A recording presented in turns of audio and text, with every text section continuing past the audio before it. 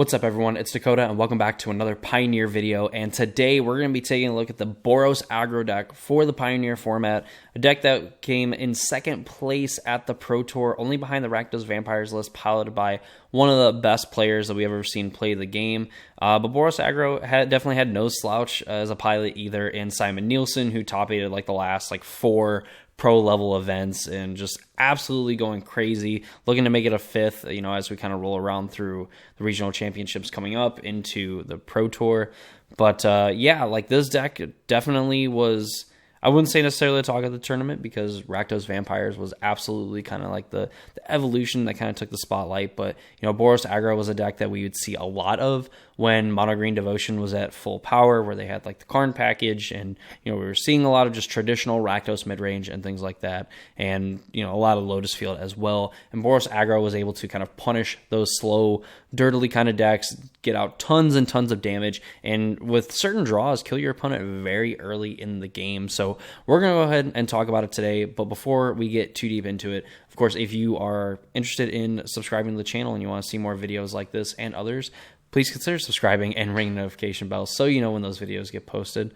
Along with going to the description down below, you'll find a link to this deck list that we're going to talk about today and my Discord server as well. So if that is anything that interests you, go ahead, check those out, join the Discord server, leave a like on the video as well. Support my content and everything. We're kind of racing to 1K hopefully by the end of the year, and I think we're on a pretty good pace to try and accomplish that. So any way you can, I would really appreciate the help, everything like that. So with that all the way, let's go ahead and get into the Boros Aggro deck.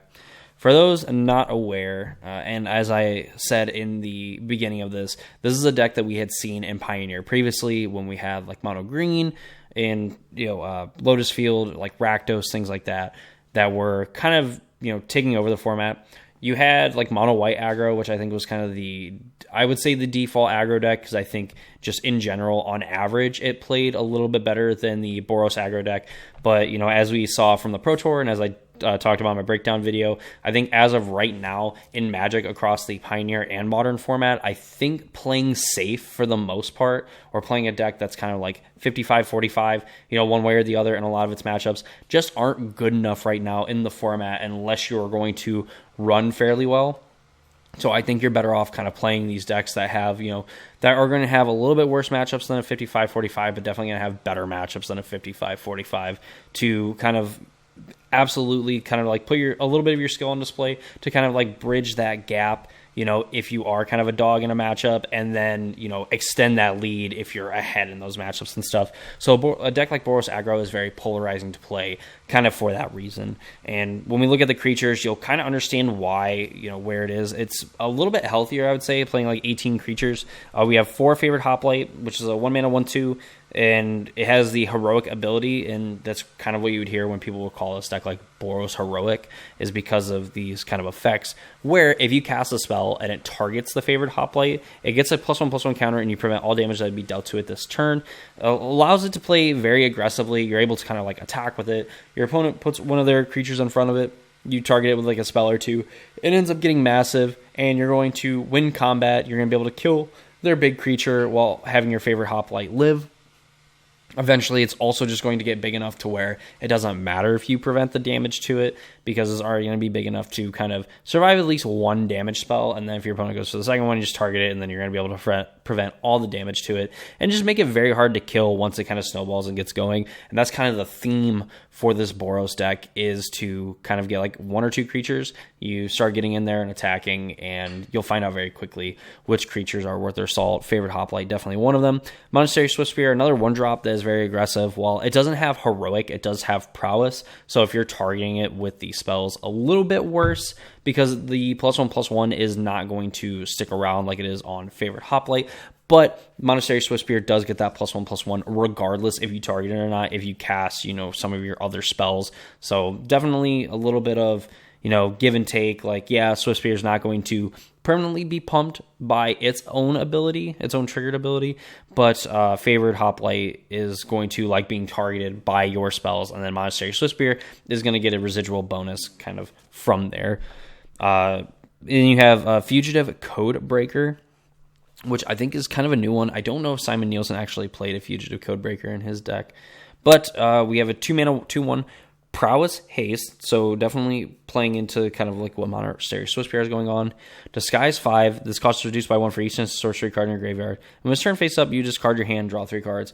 So Disguise, from what I understand, is kind of like how Morph is. So you can, I believe, pay 3 mana, play it face down, it ends up being like a 2/2 fugitive or something like that, and then you can reveal the disguise, for 6 mana to start, and then as you play more spells, you can eventually do it for 1 mana, flip it face up, and then when it's turn face up, you discard your hand, draw 3 cards.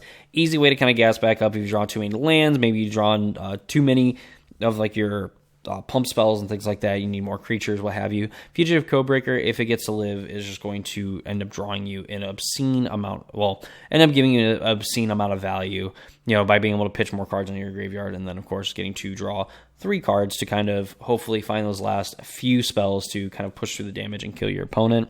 Illuminator Virtuoso is definitely the most explosive creature and a way that you can just win the game on like turn 3 with this card. So it's 2 mana 1/1 double strike.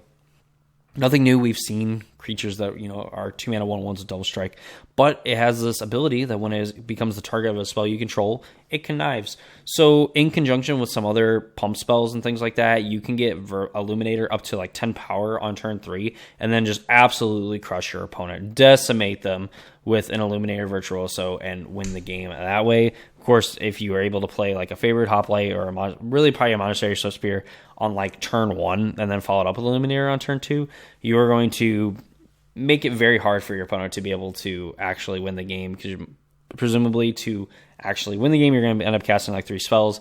Monastery Switchbear is going to get up to 4 power. Virtuoso is going to be up to like at least 8, 9, 10 power, which is going to be 16, 18, 20 damage already there, and just absolutely kill your opponent if they're not able to promptly interact with Illuminator Virtuoso and any of your boards or any of your other spells. Finally, we have 10th District Legionnaire, which is probably going to be consistently one of the better ones. 2/2 with 2/2 for 2 with haste, and whenever you cast a spell that targets you, +1/+1 counter on 10th District Legionnaire and scry 1. So this is going to help you kind of smooth out your draws a little bit.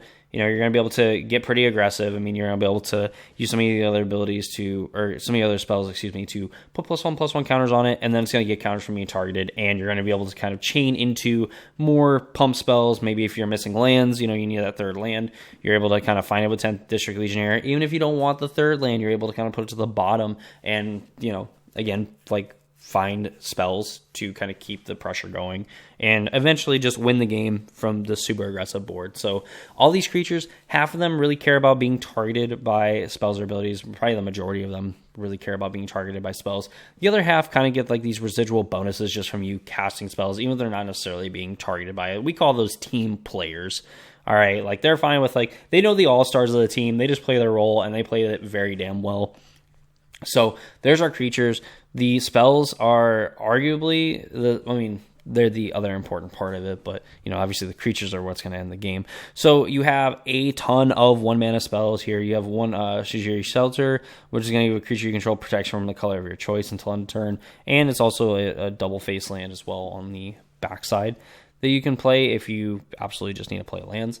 But aside from that, you have 23 1 mana spells that you're going to be able to target your creatures with and try to close out the game. You have Ancestral Anger being one of them, and this is kind of like a key feature for a lot of these pump spells. So this gives target creature trample and +X/+O, where X is 1 plus the number of cards named Ancestral Anger in your graveyard. So you're going to play this, and it's going to be able to get +1/+O and trample. You play a second one, it's going to be +2/+O and trample. In this card as well, you get to draw a card once you play it, so it's going to replace itself a lot of the time. It's going to allow you to kind of churn through your deck a little bit. This in conjunction with something like a 10th District Legionnaire, you're going to be able to scry before you actually draw the card as well.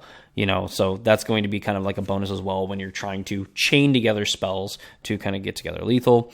You have Defiant Strike, which is going to give a creature just +1/+O straight up and then draw a card. You're able to target your opponent's things with this, so if you kind of run out of creatures, you can kind of cycle this in a way to kind of try to find like a threat and whatever. It seems counterintuitive, but it is something you can do, and it is something that I'm sure will come up every once in a while once you're playing this deck.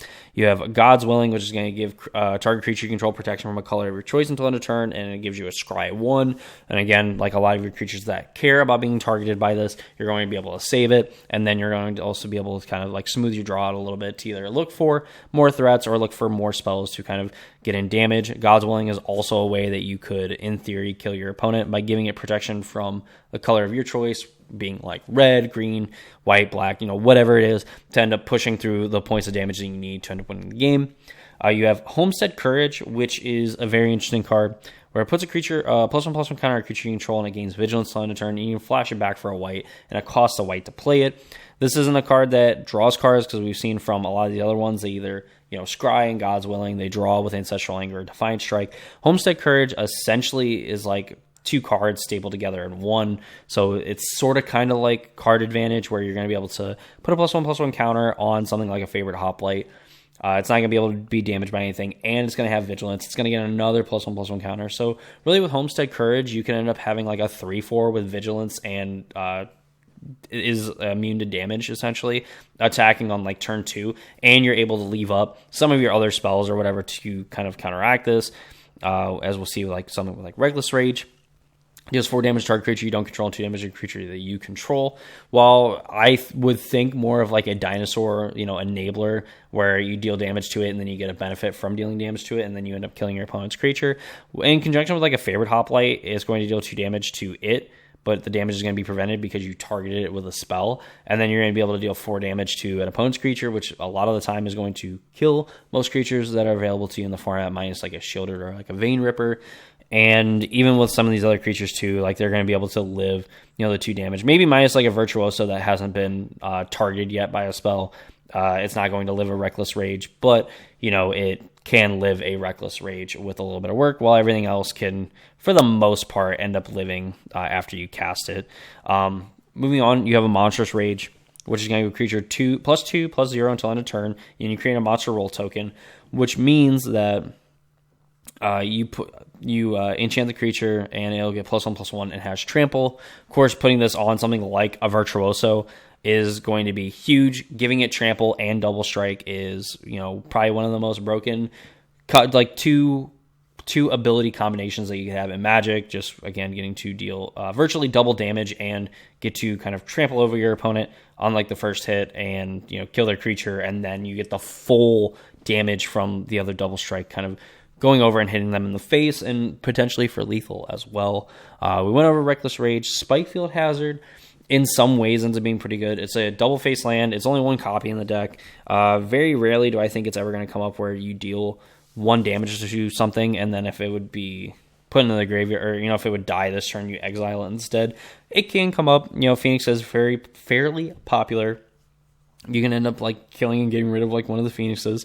There's not really a lot of like 1 toughness creatures in the format. I mean, Spikefield Hazard could, in theory, hit like a Fugitive Codebreaker or Illuminator Virtuoso as well to give you a little bit of play like in those matchups, but really, just probably more utility as like a land on the other side than it is actually a spell, but it will sometimes come up and you can take advantage of it in that way. Of course, giving you like a Prowess trigger or what have you. Another spell that could target like one of your creatures, and then like you can connive with Virtuoso, Scry, put counters on your things, whatever. So definitely a card that you can use in a pinch to ironically boost up one of your creatures, but then also, end up dealing with and permanently getting rid of some other threats that your opponents have.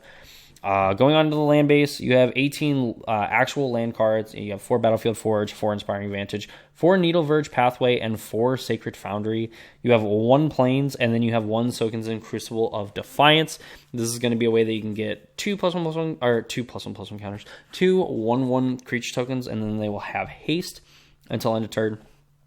And this will not like a huge, I'm not gonna say it's like, like this card is like going to be insane in this deck. It's probably more insane if you're doing something like in Boros Convoke as like a way that you can get like 2 creatures at your opponent's end step, untap, do some things with like your convoke creatures.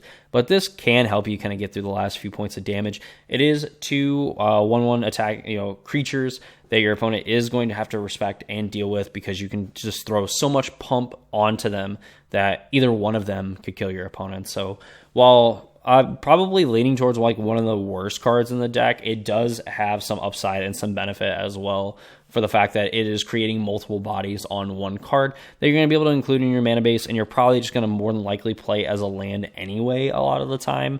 To is what it is. If you draw it into your third land, you're probably pretty priced into playing it, just so you can kind of keep playing things on curve and protect your stuff. But it does have like this niche benefit of being able to put a bunch of bodies into play and just load up on one of the creatures, if your opponent's tapped out and it's safe to do so, or if you just really need to go for the win, you are able to do that with this. Sideboard, we see Lauren's Escape. This actually creates some tension in like the Amalia combo matchups, where you can just target their Wild Growth Walker with this, and if they're not able to kill the Wild Growth Walker in response or do anything like that, or stop their Amalia from going off, it ends up drawing the game. And on Moto, I don't know if you are able to just draw when that happens, so I think the Amalia combo player loses, because it's happened to me a time or two, and even if you just try to like F6 through all of it and just like have your triggers automatically stack, say no, whatever, you will lose time and your opponent will not lose time. So Lauren's Escape can just kind of win you some games online, and then in paper you're going to end up drawing a lot of matches. You have Rending Volley, which is going to get around like the ward of something like an Amalia against some of the other people playing like these white aggro decks. Even players playing like the Boros aggro decks, 4 damage is a lot of damage on the early turns of the game, and you're going to be able to kind of get through that damage, especially if your opponent's like tapped out, even if they are kind of able to put some pump on their creatures. Rending Volley early on can kind of get rid of one of those creatures. Get Lost, hard removal for creature, enchantment, or planeswalker. Your opponent's going to create 2 maps. A lot of the other decks, like Amalia kind of likes the map tokens and stuff, because they play a lot of like dumb creatures that can incidentally just get big from something like this. And of course they have like Wild Growth Walker that cares about exploring and what have you. But really like them getting to maybe draw a land, maybe see like a spell, whatever, is fine, compared to like the creature that you're probably getting rid of. Like, I'm sure your Rakdos opponent would love to have their Vein Ripper or their Sorin still in play, or even like a Flip Fable the Mirror Breaker over having 2 map tokens and being able to potentially pump up one of their other creatures with the Explore effect. You have 2 Rest in Peace for the graveyard decks. Case of the Crimson Pulse is a new card from Merge the Carlisle Manor. Whenever this case enters the battlefield, you can discard a card, then draw 2 cards. You solve it if you have no cards in hand, and you only solve it at the beginning of your next end step if it is unsolved. And at the beginning of your upkeep, discard your hand and then draw 2 cards as the solved side of it. So you discard your hand, you draw 2 cards in the upkeep, and then you'll go to your draw step and you'll end up drawing a card. So you'll essentially get to draw 3 cards a turn with Case of the Crimson Pulse, which is going to be enough for a deck like this, where it's going to kind of like dump its hand, or it's going to play Case of the Crimson Pulse, and then it's going to dump its hand on turn 4, and somehow if it doesn't kill you with that, then it's going to draw 3 cards a turn, and more than likely take you out as well. Whether you can kind of deal with its board, it's going to be able to find more threats, and even if it finds, more threats, like it can just play like this, super aggressive, like beatdown deck. You have 2 Redain that Redain still does not like to be shown, and Showdown of the Scalds, which is a very cool card. Redain's going to be pretty good in like the control matchups, and kind of like force your opponent to kind of play off kilter and kind of like distract them long enough to be able to kill them with some of these other creatures.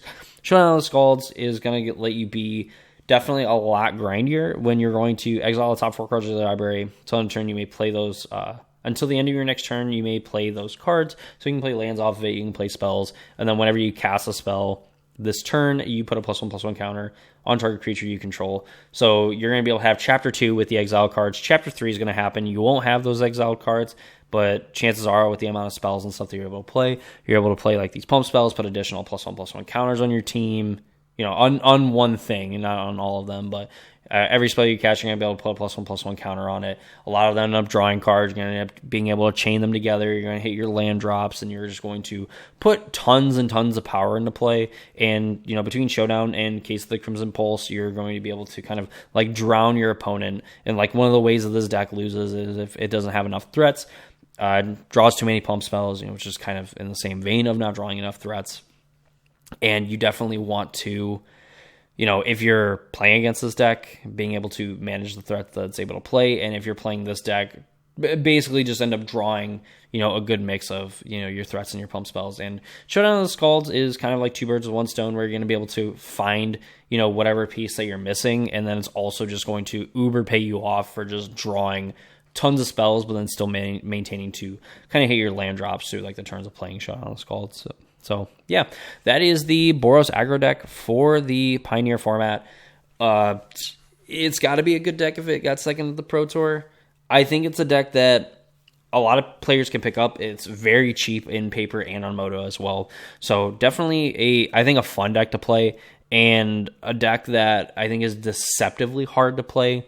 I think that you're kind of like stuck mulliganing some hands that, in certain matchups where maybe you only have one threat, or maybe you're just hoping that like the one threat gets there, and you're going to have to be kind of okay for the most part with losing sometimes to just things happening, your opponent being able to kind of kill like your one or two threats.